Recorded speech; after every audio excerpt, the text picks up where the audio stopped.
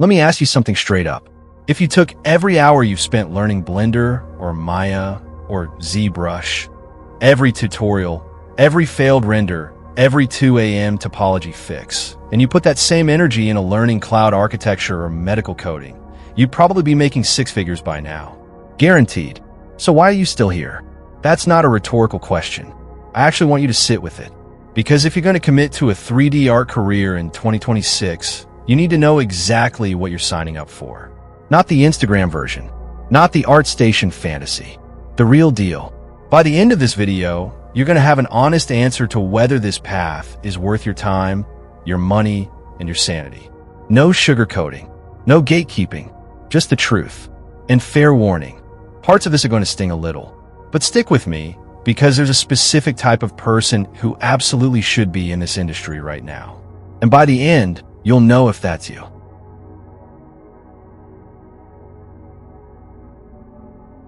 Let's start with the numbers, because numbers don't care about your feelings. The average junior 3D artist in the United States right now makes between $45,000 and $58,000 a year. That's before taxes, before the $2,000 you spent on courses, before the new GPU you convinced yourself you needed. Compare that to a junior UX designer, $65,000 to $80,000. Junior data analyst, $70,000 plus. And those fields don't require you to spend 3 years building a portfolio that gets ignored by HR bots. Here's the part that really hurts. The gap between I can make cool art and I get paid for it is wider than it's ever been. I know a guy, let's call him Marcus, who spent 4 years in art school. Top of his class. Beautiful portfolio. He applied to 127 positions last year. 127. He got 2 interviews. 0 offers. He finally took a job as a junior web developer. $68,000 starting salary. He told me he uses his 3D skills exactly 0% of the time. And here's the unexpected twist. He said he's happier than he's been in years. Not because 3D art is bad, but because the career he imagined didn't match the reality of the entry-level market. So if you're thinking about going all in on 3D, you need to understand something. The market isn't rewarding passion right now. It's rewarding positioning. The artists getting hired aren't necessarily the most talented. They're the ones who found the intersection of what they love and what companies actually pay for. But hold on, before you close this tab and apply to nursing school, let me tell you about the other side of this coin. Because the math changes completely once you're past that brutal entry phase.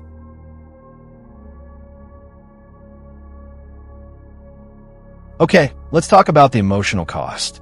Because this is where most people quit, and it's not about money.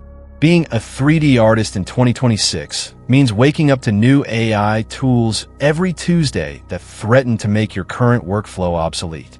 It means watching 19-year-olds on TikTok drop renders that make your best work look like a rough blockout. It means pouring 60 hours into a portfolio piece that gets 12 likes and 0 job leads. The comparison trap isn't just real. It's the default setting of this industry. And here's the thing nobody admits. Most 3D artists spend the first 3 to 5 years feeling like frauds. Not because they are frauds, because the gap between your taste and your ability is massive, and social media shoves that gap in your face every single day. I talked to a senior character artist at a studio you definitely know. She's been in the industry for 8 years. She told me she still has days where she opens her current project and thinks, I have no idea what I'm doing. 8 years. That feeling doesn't go away. You just get better at ignoring it. So if you need external validation to survive, if you need immediate feedback that you're on the right track, this career will eat you alive. But, and this is a big but, if you can tolerate that discomfort, if you can sit with the I suck feeling and keep pushing anyway, that tolerance is actually a competitive advantage. Because most people can't do it. Most people quit in year 1. Which means if you make it to year 3, you're suddenly in a much smaller pool of competition. The question isn't whether you can learn the software. Anyone can learn the software. The question is, can you handle being bad for longer than feels fair? Because if you can, something interesting happens around year 3 or 4.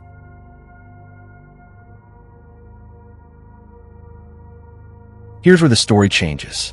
Remember Marcus? The guy who took the web dev job? Well, he has a friend named Priya.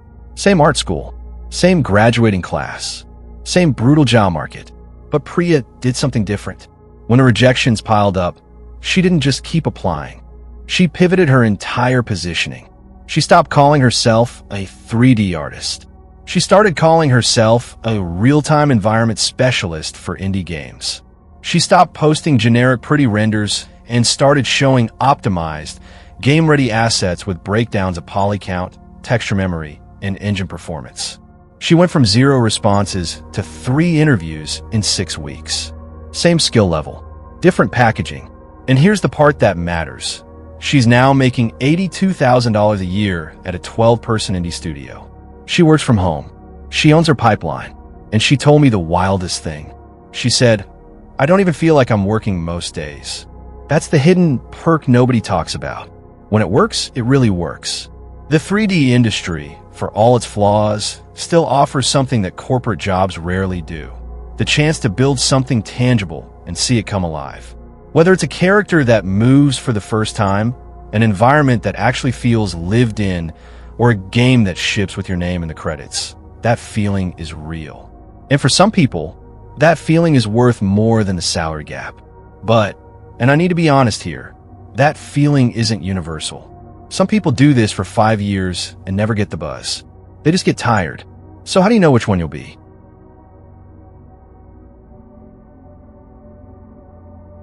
Alright, let's get practical. If you're trying to decide whether a 3D career is worth it for you, forget the general advice. Run yourself through this test. Question 1.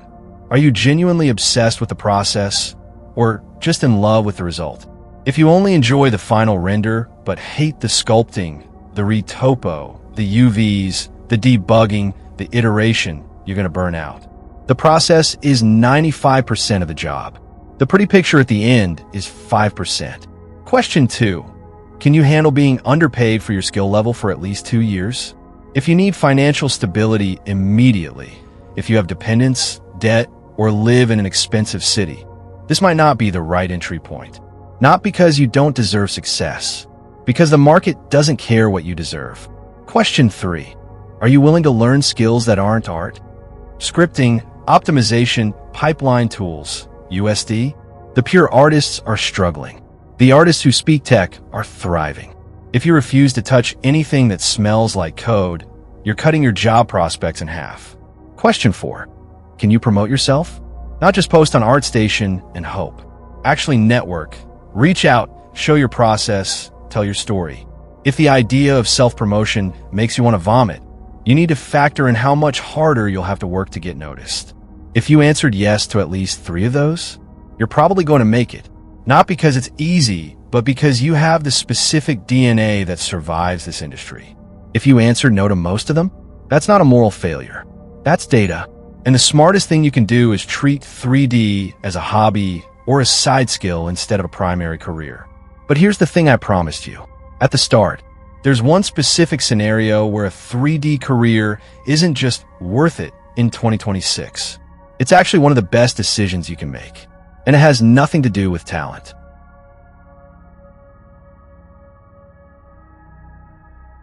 Here's my frank answer. A 3D art career is worth it in 2026.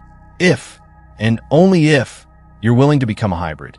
Not a generalist who does everything poorly. A hybrid who combines 3D with something else that the market actually pays for. 3D plus coding equals technical artist. High demand, high pay. 3D plus teaching equals course creator or mentor. Massive market. 3D plus business equals indie studio founder or art director. 3D plus AI fluency equals pipeline specialist. The hottest role right now.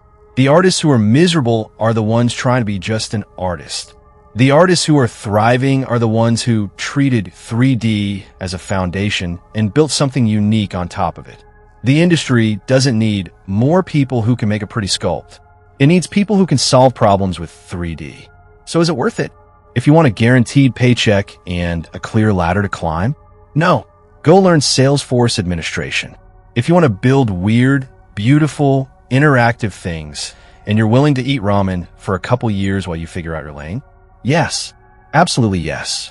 Because here's the final truth. The 3D industry isn't dying. It's just no longer a participation trophy sport. You don't get in just because you love it. You get in because you bring something specific that the market needs. And if you can find that intersection, it's still magic. So there it is. No fluff. No follow your dreams, poster speech. Just the reality of what you're signing up for. If this video made you feel seen, or if it made you rethink your entire plan good, that means it worked. Here's what I need you to do next. Hit that subscribe button, because this channel is where we talk about 3D careers without the motivational poster nonsense. Every week, I break down what's actually working in this industry, what tools matter, and how to position yourself so you're not just another portfolio in the pile. If you want to make informed decisions instead of emotional ones, you need to be here. Drop a comment and tell me, are you in, are you out, or are you still figuring it out? I read every single one, and some of the best insights in these videos come straight from the community. Your story might be exactly what someone else needs to hear today. Like this video if you appreciated the honesty. It tells YouTube to put this in front of other artists who are standing at the same crossroads you are. Share it with someone who's been debating whether to keep going. Sometimes the most valuable thing you can give someone isn't encouragement. It's clarity. Whatever you decide, make it intentional. Don't drift into a career because you feel guilty about quitting. And don't quit because the internet told you it's hopeless. Build your decision on facts. Then commit like hell. I'll see you in the next one. Take care.